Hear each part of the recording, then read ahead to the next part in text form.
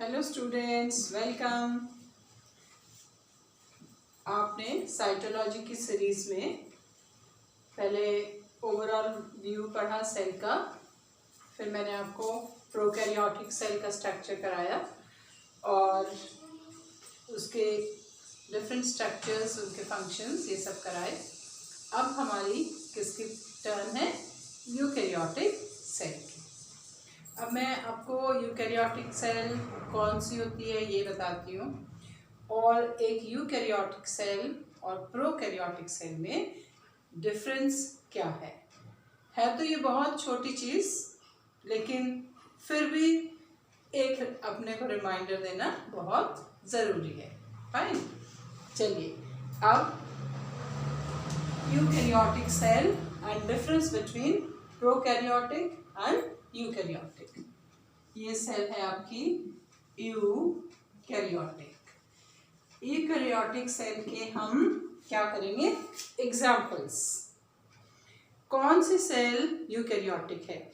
देखो, 5 kingdom classification के according first phylum is monera. This include all unicellular prokaryotes. Eukaryotic cell starts from कहाँ से? इसके अगर आप एग्जाम्पल करें तो eukaryotic cells are present in case of protista.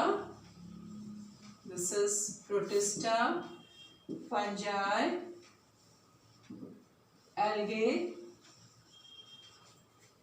algae, fungi, plantae,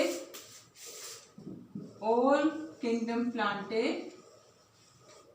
This is a part of plantae only, and animalia, kingdom animalia. All animals are having which cell? Eukaryotic cell. Fine, तो eukaryotic cell आपको कहाँ मिलती है? Starting from protista, जो कि unicellular क्या है? Eukaryotic. This is then fungi में, पूरे प्लांटे में. प्लांटे आपको पता है कि is divided into algae, bryophyte, pteridophyte, gymnosperm and angiosperm. So they are all what? Eukaryotic. चलिए अब हम क्या करते हैं कि what is a basic difference between a eukaryotic and a prokaryotic cell. एक प्रोकैरियोटिक सेल यूकैरियोटिक सेल से कैसे डिफर करती है? ठीक है, अब already I have written this is a eukaryotic cell. Here I should write this is prokaryotic cell. Prokaryotic and eukaryotic. Whenever we do the difference, we should make a table. है ना? Comparison करने के लिए हमें table बनानी होती है. और एक बात आप हमेशा याद रखना, जो पॉइंट आप एक साइड लिख रहे हैं, you should write the contrast of the same point on other side. जब आप डिफरेंस करते हैं, ऐसे नहीं कि यहाँ पे आप न्यूक्लियस का पॉइंट लिख रहे हैं और यहाँ पे आपने साइटोप्लाज्म का लिख दिया. No, that is not a difference. वो क्या हो जाता है कि हम दो बात अलग अलग तरीके से कह रहे हैं, है ना? कि हम तो पूछ रहे हैं कि भाई न्यूक्लियस कैसा है, आप कहोगे कि इसका न्यूक्लियस जो है डिफाइन है और इसका जो साइटोप्लाज्म डजंट हैव ऑर्गेनेली, तो वो तो कोई डिफरेंस हुआ नहीं, है ना? तो जब भी हम कंपैरिजन करते हैं तो हमको एक ही पॉइंट को उसके कॉन्ट्रास्टिंग कैरेक्टर लिखने होते हैं. तो चलिए सबसे पहले जब मैंने न्यूक्लियस की बात करी तो let me talk about nucleus only. तो इसमें न्यूक्लियस क्या है? Well defined. This is well defined nucleus. इसका जो न्यूक्लियस है वेल डिफाइंड, मतलब this is a membrane bounded structure. और इसमें जो न्यूक्लियस होता है, it is a double membrane structure जो कि एक वेल डिफाइंड स्ट्रक्चर है। फाइन, वेल डिफाइंड मतलब it is a membrane bounded structure. और यहाँ पे अगर हम न्यूक्लियस देखें तो nucleus is not well defined, it doesn't have membrane, but it is present in the form of what, nucleoid. आप बड़े नेक्स्ट क्लास में आपको पढ़ना है कि this is present in the form of nucleoid. It is not well defined, there is no nucleus. Fine, चलिए जब हमने न्यूक्लियस की बात करी तो देखो इसका जो न्यूक्लियस होता है हियर, और इसमें क्या है, क्या प्रेजेंट होते हैं, some protein and what, DNA. तो ये एक जगह पे कन्फाइंड रहता है और इसी को हम इसका न्यूक्लियस कह देते हैं। तो न्यूक्लियस वर्ड हम यूज नहीं करते, हम कहते हैं दिस इज अ न्यूक्लियोइड। तो ये डिफरेंस तो आपको क्लियर हो गया। फाइन, अब डीएनए कंटेंट। अब डीएनए कंटेंट की अगर हम बात करें तो यहाँ पर DNA content is more, there is more amount of DNA because they have more number of chromosome. ठीक है, लेकिन यहाँ पे DNA content is what, DNA content is less, DNA because ये प्राइमरी ऑर्गेनेली है, प्राइमरी सेल है, तो DNA content इसका क्या है, कम होता है। नॉर्मली इट हैज 1 क्रोमोसोम और यहाँ पे नंबर ऑफ क्रोमोसोम्स क्या होते हैं, बहुत ज्यादा होते हैं। ठीक है, अब हम न्यूक्लियस की ही बात आगे लेके चल रहे हैं। Inside the nucleus there is a particular structure present, और उस स्ट्रक्चर को हम क्या कहते हैं, न्यूक्लियोलस। इसका फंक्शन मैं आपको बताऊंगी, न्यूक्लियोलस। तो मैं यहाँ पे क्या लिखूंगी कि nucleolus, this is nucleolus is present. Nucleolus क्या है, प्रेजेंट है। यहाँ पे nucleolus, this is nucleolus is what, absent. ये क्या है, न्यूक्लियोलस एब्सेंट है। हमने देखो सारे पॉइंट क्या लिखे, कॉन्ट्रास्टिंग, कि nucleolus is absent, nucleolus is present. Fine. DNA content is more, DNA content is less. Well defined nucleus and the nucleus is not well defined. चलिए अब हम next difference लिखें and आप लोग साथ साथ नोट भी करिएगा, ये important points होते हैं। और अगर हम next structure की बात करें तो दिस इज,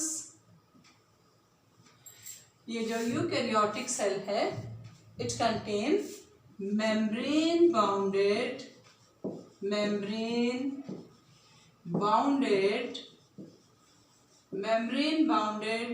ऑर्गेनेलीज। यहाँ पर मेम्ब्रेन बाउंडेड ऑर्गन्स प्रेजेंट होते हैं। कौन कौन से मेम्ब्रेन ऑर्गन हैं जो मेम्ब्रेन बाउंडेड होते हैं? For example that is plastids. यहाँ पे अभी हमने प्लांट और एनिमल सेल को डिफरेंशिएट नहीं करा। These are what, plastids. Then you have mitochondria, this is mitochondria. Then you have endoplasmic reticulum, जिसको आप ER कहते हैं। Then you have Golgi body. Then you have sap vacuole, a vacuole which is filled with what, sap. Fine. तो इस तरह से इसमें कुछ membrane bounded structure present होते हैं। But these membrane bounded structures, ये जितने भी membrane bounded structures हैं, this is membrane bounded structures. Membrane bounded structures are absent. ये this is easy to learn, इसमें नहीं होते। Fine. अब क्या है कि नेचुरली इन सब का फंक्शन कहाँ होगा, साइटोप्लाज्म में होगा, but in a different way that I have already taught to you. Fine. Next point, if I write, तो ये मेम्ब्रेन बाउंडेड स्ट्रक्चर यूकैरियोट में क्या है, प्रेजेंट है, और यहाँ पे क्या है, they are what, absent, are absent. Fine. Now if I talk about the mechanism of translation, that is protein synthesis. तो एक यूकैरियोटिक सेल में प्रोटीन का सिंथेसिस कहाँ होता है और एक प्रोकैरियोटिक सेल में प्रोटीन का सिंथेसिस कहाँ होता है. तो यूकैरियोटिक सेल में जो प्रोटीन है, फॉर ग्रोथ प्रोटीन की तो ज़रूरत है ना, बिना प्रोटीन की तो ग्रोथ होगी नहीं, ना सेल डिवीजन होगा. तो प्रोटीन सिंथेसिस जो है कैसे डायरेक्ट होता है, क्या इसकी मैकेनिज्म है, सब बाद में लिखोगे. कहाँ कहाँ पर होता है, इट अकर्स इन साइटोप्लाज्म. एक तो साइटोप्लाज्म में होता है, दूसरा ये प्लास्टिड्स में भी होता है, और third it also occur in mitochondria. Mitochondria में भी प्रोटीन सिंथेसाइज होता है. लेकिन अगर हम प्रोकैरियोटिक सेल की बात करें कि protein synthesis occurs only at cytoplasm. सिर्फ प्रोटीन सिंथेसिस कहाँ होगा, इनके साइटोप्लाज्म में होगा. फाइन. चलिए एक और पॉइंट, राइबोसोम. जब हमने प्रोटीन सिंथेसिस की बात करी तो हम राइबोसोम को नहीं छोड़ सकते, क्योंकि ribosome is a part of a protein factory. तो यूकैरियोटिक सेल में जो आपके राइबोसोम हैं किस टाइप के होते हैं, ribosomes are of ATS type. S is a Svedberg unit. Sedimentation speed होती है, मैं आने वाले वीडियोस में आपको पढ़ाऊंगी ये बात. और एक प्रोकैरियोटिक सेल में जो राइबोसोम्स होते हैं, ये ribosome in a prokaryotic cell are of what kind, 70S type. Ribosome भी दोनों में क्या देख रहे हैं आप, डिफरेंट काइंड के हैं. अब एक और इम्पॉर्टेंट चीज जो कि प्रोकैरियोटिक सेल में है और यूकैरियोटिक सेल में नहीं है, a structure called plasmid. Plasmid is absent in case of eukaryotic cell. ये प्लाज्मिड क्या होता है, मैंने आपको पढ़ाया कि न्यूक्लियोइड के डीएनए के अलावा एक और single circular double stranded DNA जो कि बैक्टीरियल सेल में होता है, जिसकी वजह से बैक्टीरियल सेल को एक स्पेसिफिक प्रॉपर्टी मिलती है. जैसे कि one example, resistant to the antibiotic. तो जो ये प्लाज्मिड होता है, it is a characteristic feature of a prokaryotic cell. It is not found in which cell, a eukaryotic cell. So आप कह सकते हैं कि प्लाज्मिड डीएनए. ठीक है, प्लाज्मिड डीएनए मैं आपको पढ़ा चुकी हूँ कि single circular double standard DNA is present. क्या होता है, यहाँ पर प्रेजेंट होता है. फाइन. तो मैंने आपको बहुत सारे पॉइंट बताए किसके लिए, डिफरेंशिएट करने के लिए, कि how can you differentiate a prokaryotic cell from a eukaryotic cell. बस आपको क्या याद रखना है कि जब भी आप डिफरेंस लिख रहे हैं तो कॉन्ट्रास्टिंग कैरेक्टर आपको लिखने हैं। अब आने वाले फर्दर टॉपिक्स में हम क्या पढ़ने वाले हैं? We have to study only about each organelle of a eukaryotic cell. हमको किसके बारे में पढ़ना है? यूकैरियोटिक सेल के सारे ऑर्गन्स, उनके फंक्शन और उनके स्ट्रक्चर पढ़ने। फाइन। तो अब मैं किसकी बात करती हूँ? सिर्फ और सिर्फ यूकैरियोटिक सेल की, है ना। अब मैंने आपको बताया कि यूकैरियोटिक सेल कहाँ कहाँ मिलती है आपको, किसमें? प्रोटिस्टा में, फंजाई में, प्लांटे में एंड एनिमेलिया में। तो जब मैं कह रही हूँ कि प्रोटिस्टा, फंजाई, प्लांटे, एनिमेलिया, तो प्लांट में भी यूकैरियोटिक सेल है और एनिमल में भी। तो अब हम क्या करेंगे कि since a eukaryotic cell can be of how many kind? 2 kind. One is called a plant cell and other is called what is an animal cell. ये जो आपकी यूकैरियोटिक सेल है ये आपके कितने टाइप की है? One is called a plant cell and other is what? An animal cell. तो चलिए अब मैं आपको इन दोनों में स्ट्रक्चर का डिफरेंस बता देती हूँ। देखो वैसे बेसिक स्ट्रक्चर तो दोनों का सेम है, लेकिन हमने इसको प्लांट कहा, इसको एनिमल कहा, तो कुछ तो डिफरेंस होगा, है ना। तो मैं आपको इन दोनों का डिफरेंस बताती हूँ कि एक प्लांट सेल एनिमल सेल से कैसे डिफरेंट होती है, ठीक है। फिर वही जब हम डिफरेंशिएट करते हैं तो हमें कॉन्ट्रास्टिंग कैरेक्टर लिखने हैं, है ना। तो जब हम कॉन्ट्रास्टिंग कैरेक्टर करेंगे और प्लांट और एनिमल सेल का फिगर आप बहुत छोटी 9th क्लास से 8th क्लास से बनाते आए हैं, है ना। तो चलो मैं आपको क्या बताती हूँ, डिफरेंस बताती हूँ।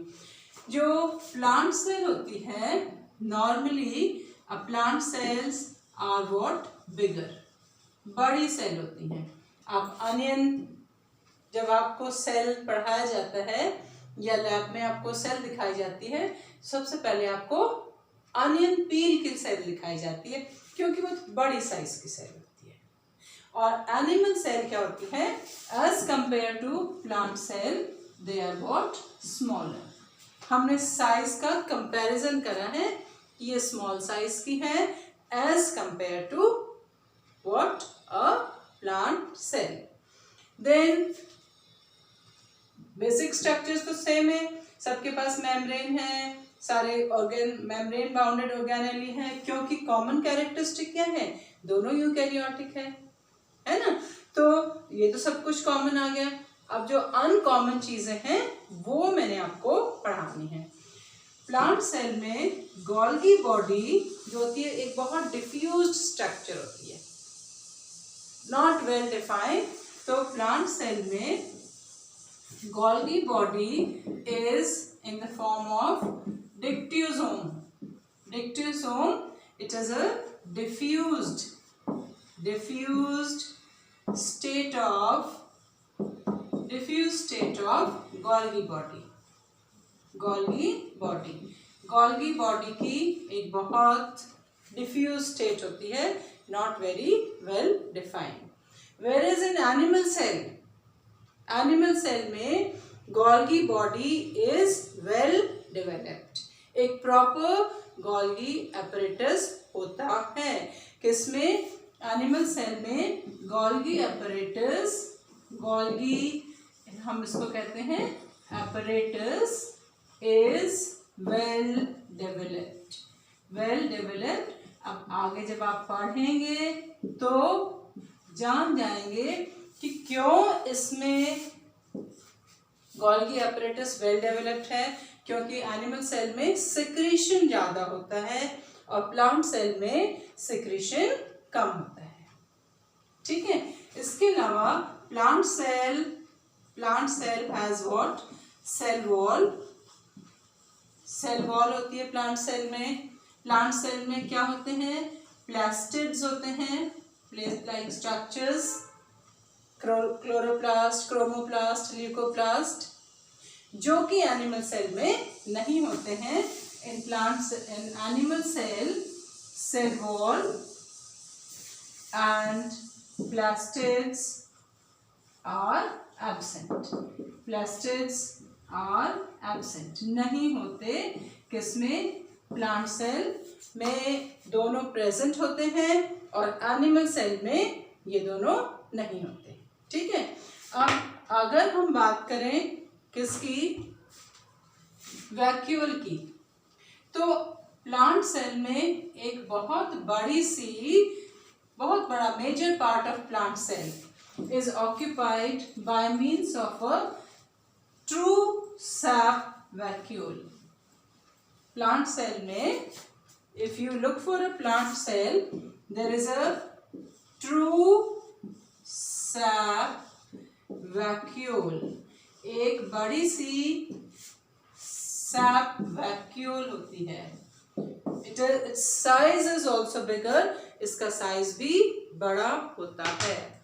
But if you talk about animal cell, in animal cell में true sap vacuole is absent and instead of it has small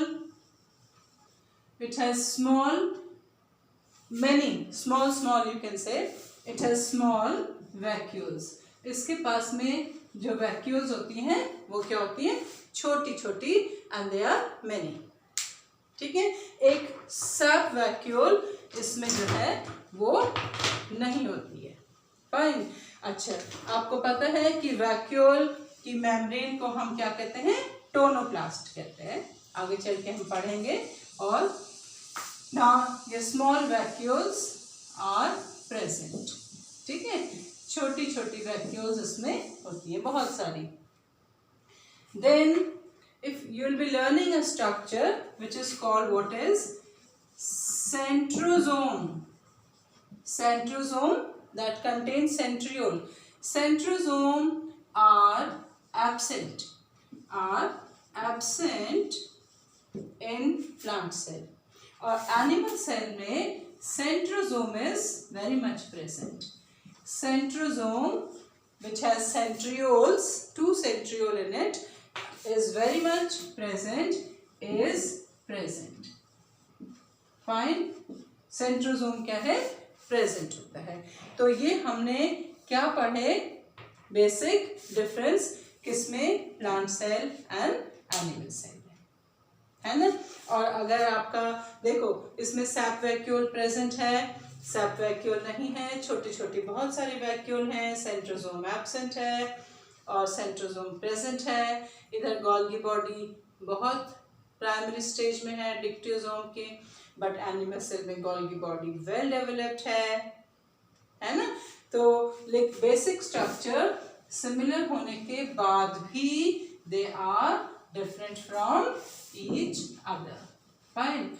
अब अगर हम इनके फिगर की बात करें, वैसे तो आप ये फिगर हमेशा बनाते आए हो, तो प्लांट सेल को अगर आप ड्रॉ करें तो plant cell is what,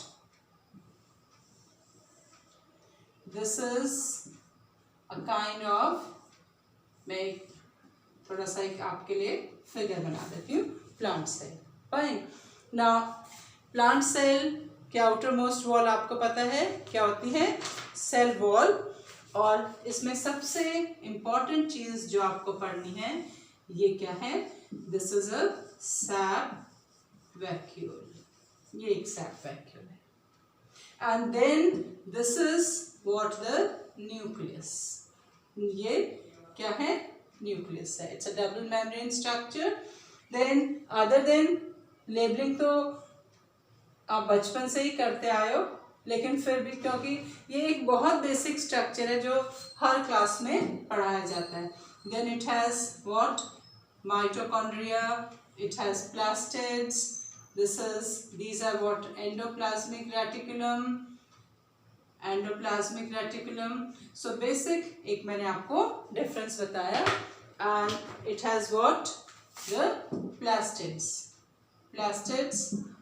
for photosynthesis, and they have different kind of what? Plastids. This is what? A plant cell. ठीक है। और एनिमल सेल को अगर आप कभी भी ड्रॉ करेंगे तो आप एनिमल सेल को कैसे ड्रॉ करते हैं? नॉर्मली वी ड्रॉ, ये मैंने स्पेसिफिकेशन बताया कि some time you find the structure also in animal cell. तो you can, animal cell is normally Oval.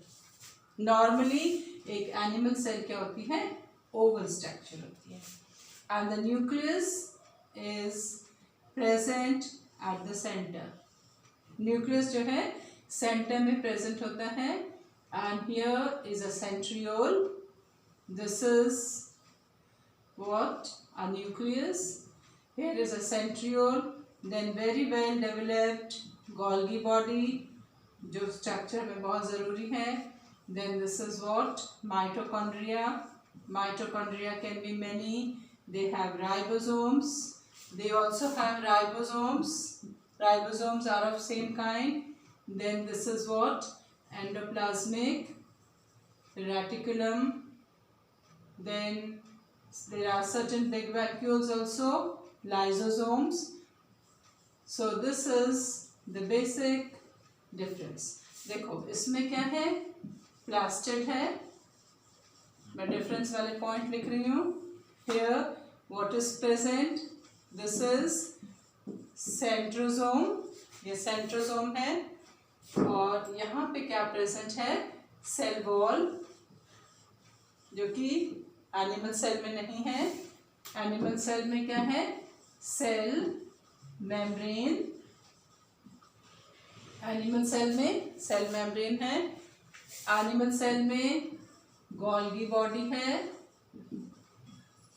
Body है, सेंट्रियोल है, सेल मेम्ब्रेन है, और इसमें क्या है? सेल वॉल है, प्लास्टिड्स है। I have written the point of what? Difference. And a large sap vacuoles. और ये जो कॉमन पॉइंट है, this is what? Ribosome.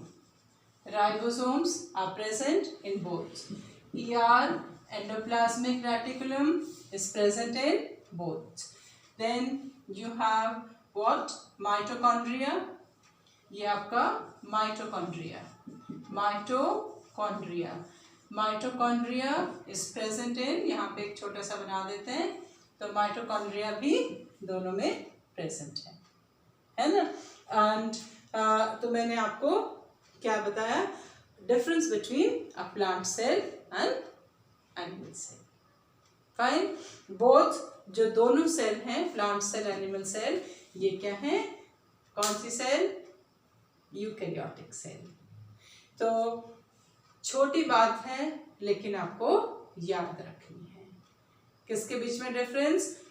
Prokaryotic cell, eukaryotic, plant cell, animal cell. मैं अपने आने वाले वीडियो में आपको कराऊंगी सेल के स्ट्रक्चर। देखो सेल की आउटर मोस्ट मेम्ब्रेन हमारी क्या है? सेल मेम्ब्रेन है ना, क्योंकि हम मेम्ब्रेन बाउंडेड स्ट्रक्चर पढ़ने वाले हैं।